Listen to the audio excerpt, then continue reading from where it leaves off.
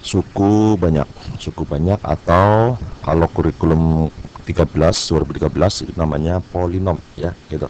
Nah, nanti ini ada dua yang muncul kemungkinannya. Pertama adalah terkait dengan teorema sisa, yang kedua adalah tentang teorema faktor. Nah, untuk 2014 ini adalah tentang teorema sisa ya gitu. Nah, sedikit teori tentang teorema sisa ya gitu. Teorema sisa seperti ini.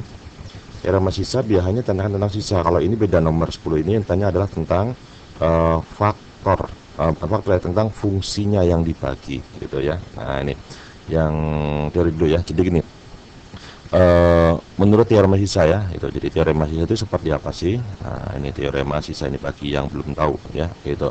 Itu adalah seperti ini: jika fx suatu suku banyak dibagi dengan x min a, maka nilai sisa yang muncul itu akan sama dengan nilai dari fa atau nilai dari sa. A itu apa?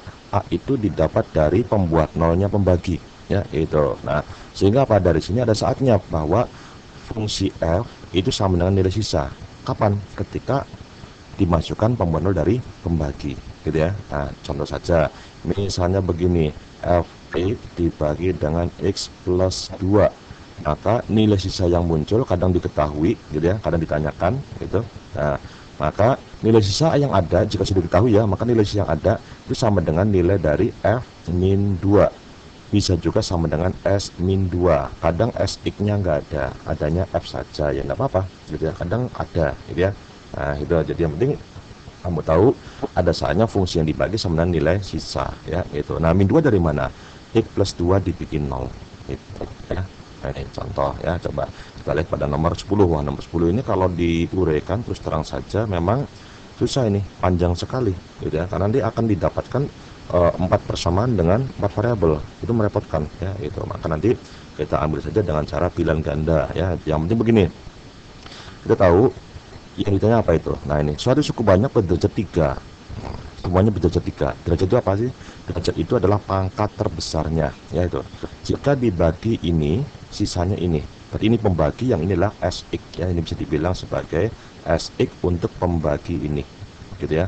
Nah, kalau ini pembaginya SX-nya yang ini, berarti ini juga sama ya. Jadi yang di sini ini juga sama, ini adalah sebuah SX ya, SX juga untuk pembagi yang di sini gitu ya. Nah, sekarang ini yang ditanya adalah fx, sudah ada jawabannya kan, ini adalah fx. Nah, kalau ditanyakan fx ya kita boleh mencari, boleh juga memilih kan, namanya pilihan ganda kan, disuruh milih. Nah, caranya milih, kamu cari f berapa ya, pakai bilangan, nilainya berapa ya, nilainya berapa. Kalau kamu tahu ini sekian, nilainya sekian, maka selesai, dicoba dimasukkan nilainya berapa gitu ya. Nah, terus ini dari mana semuanya? Yang jelas begini, kan kamu tahu tadi ada saatnya f itu sama dengan s, dan kita ditanya f punya s ya, itu ya. Berarti apa? Nanti kita pakai bahwa f sekian sama dengan s sekian. Cuma sekiannya ini tidak boleh sembarang, tidak asal sama saja, tapi harus diambil dari mana? Dari pembuat nol pembagi. Nah, ini pembaginya, ini sisanya. Ini pembagi, ini sisa ya. Nah, sudah, langsung saja kita cabut ya itu. Nah, hapus dulu, bersih.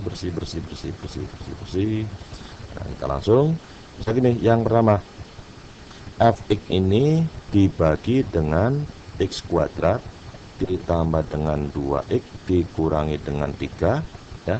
Ini memberikan sisa sx sama dengan 3x min 4. Ingat, sisa dan pembagi dan sisa harus pasangannya pasti ya. Nah, ini yang pertama ya.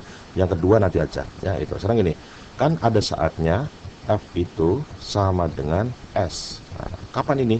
Ya, dari pembuat nolnya pembagi kan. Nah, kalau gitu pembaginya ini kita bikin 0, kita faktorkan dan dicari berapa agar 0. Jumlahnya 2, sekalinya min 3, berarti ini ada plus 3 min 1 kan, di jumlah 2 dikalikan min 3 ya. Berarti x yang pertama adalah min 3, x yang kedua adalah 1 ya. Nah, artinya apa? Ini akan sama kalau di sininya 1, di sini juga 1, atau bisa juga kalau di sininya min 3, ini juga s min 3, dan kita sudah punya fungsi s, sehingga f1 berapa sudah ada, tinggal ngitung ini s nya, masukkan. F min 3 berapa, tinggal ngitung s min 3 berapa gitu ya. Nah, enaknya pakainya F1 dulu apa F-3 dulu? Satu dulu dong, yang gampang ya. Ini nanti saja dihapus dulu ya, gitu. Nah, coba ini, coba S1 berapa itu? 3x-4. Berarti kalau x-nya 1 sama dengan 3 kali 1 dikurangi 4 atau sama dengan min 1. Artinya apa? F1 nilainya min 1.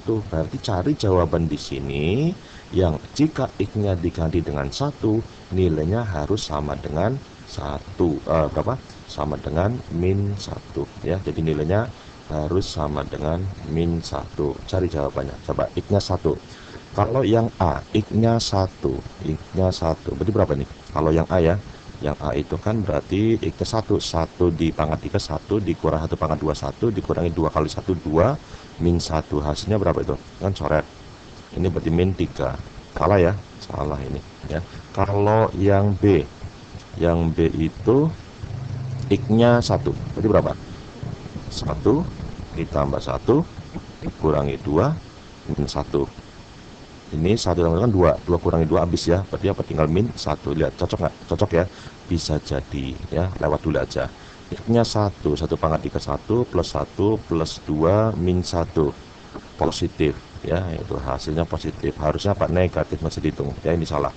Yang D, 1 pangkat 3, 2 kali 1 pangkat 2 dikurang 1 kurang 1. Ini sama dengan 1. Tidak ya. Yang E nggak usah dihitung. Pasti salah. Kenapa? Kan hasilnya harus min, sementara x-nya positif, dan di sini semuanya positif, nggak mungkin jadi negatif. Jadi salah. Ternyata hanya B yang betul ya, sudah selesai. Jawabannya adalah B gitu. Ya, nah ini kita bisa lebih hemat lagi ya gitu.